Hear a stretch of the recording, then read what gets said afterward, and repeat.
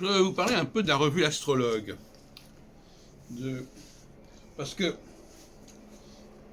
Yves Le Noble, dans son arbre généalogique, et même dans son dernier bouquin, L'Astrologie, nous dit que André Barbeau, malgré qu'il ait été en rupture à un moment donné avec le Centre national d'astrologie, a continué à s'occuper de la revue L'Astrologue.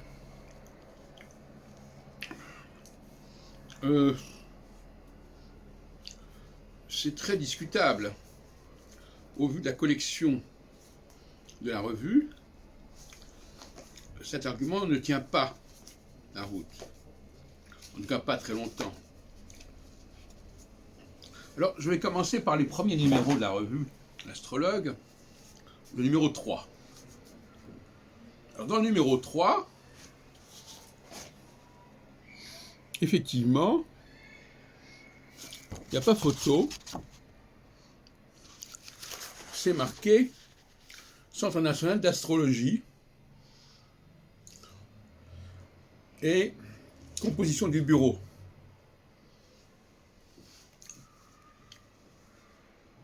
Du bureau de l'association, bien sûr. Alors, nous sommes en quelle année? Nous sommes en 68. Composition du bureau, Jacques Berton, Paul Colombet, Jean-Pierre Nicolas. D'accord, donc ça c'est le numéro 3, troisième trimestre 68. Bon. Je prends le numéro 4. Le numéro 4, il y a déjà le mot Centre national d'astrologie qui ne figure plus en haut du système. Bon. Mais on a quand même... Alors on n'a plus à la composition du bureau, on a la composition du bureau. Alors président Henri Gouchon,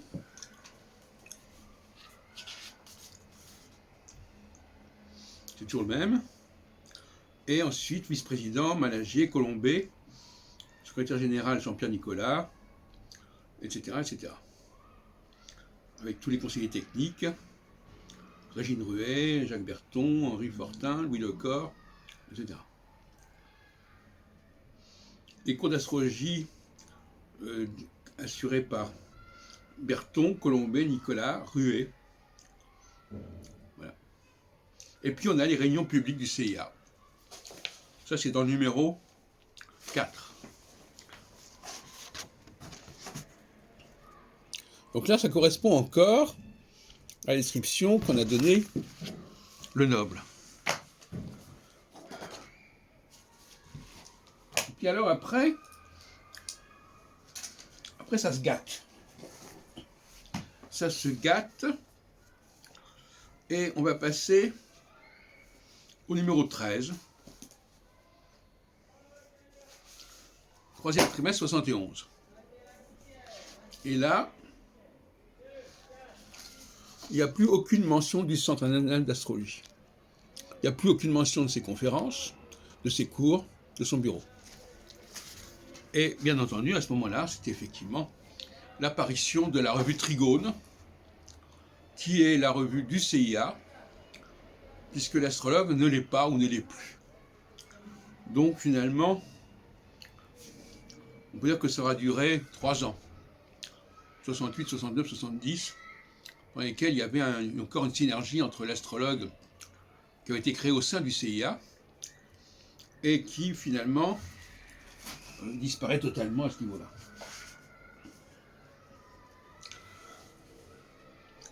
Alors par la suite, il n'empêche que dans cette revue, il y a tout de même Paul Colombet, qui a une rubrique qui s'appelle Aux quatre coins du zodiaque.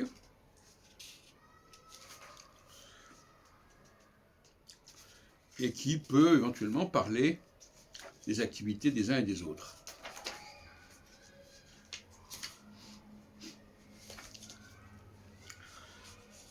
Et d'ailleurs,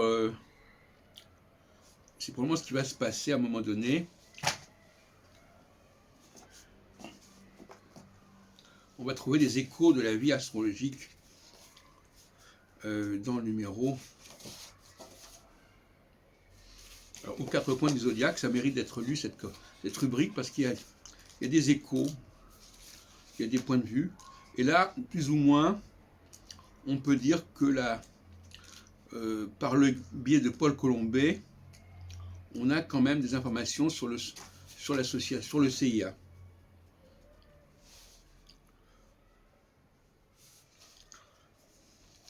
Alors c'est notamment particulièrement frappant en 77, je crois.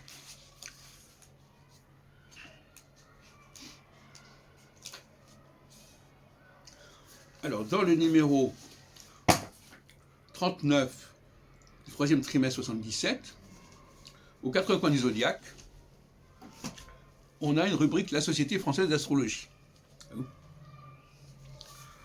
Et alors là, Paul Colombet s'en donne à cœur joie.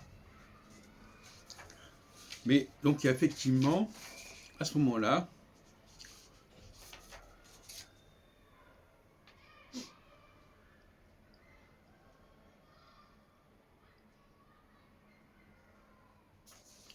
il fait même passer une réponse de moi dans la revue L'Astrologue.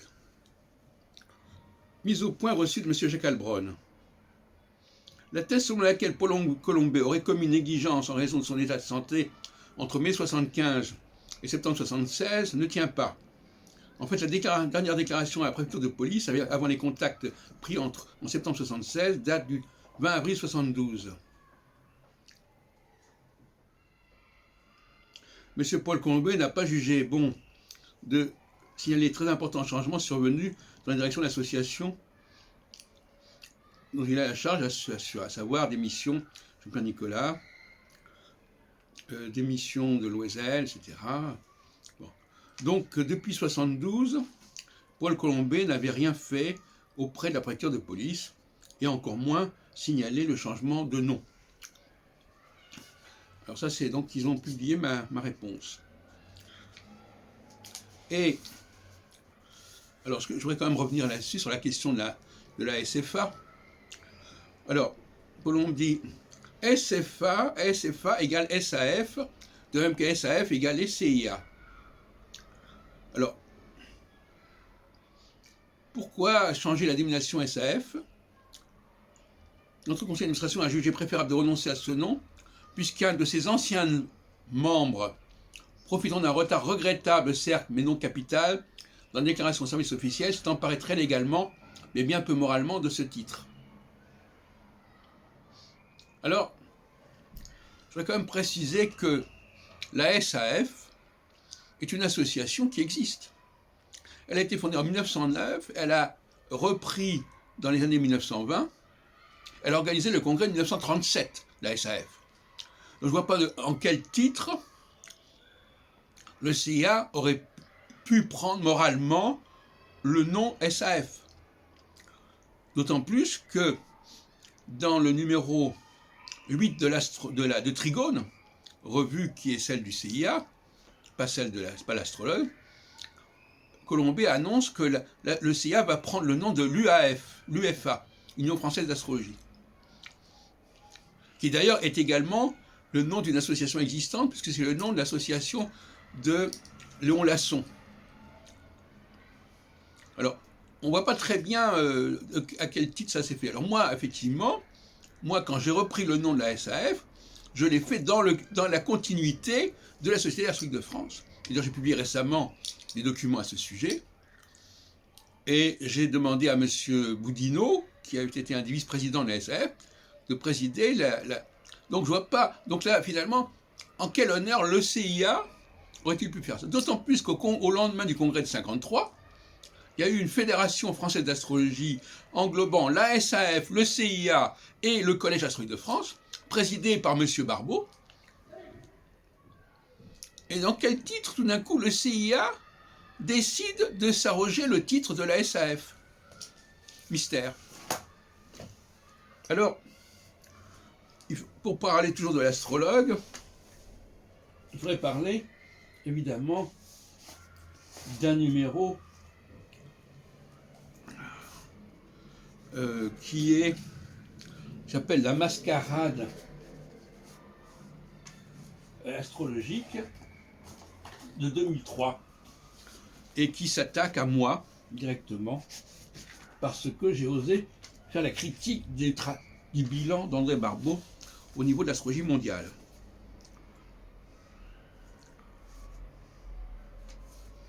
Alors c'est le numéro 145,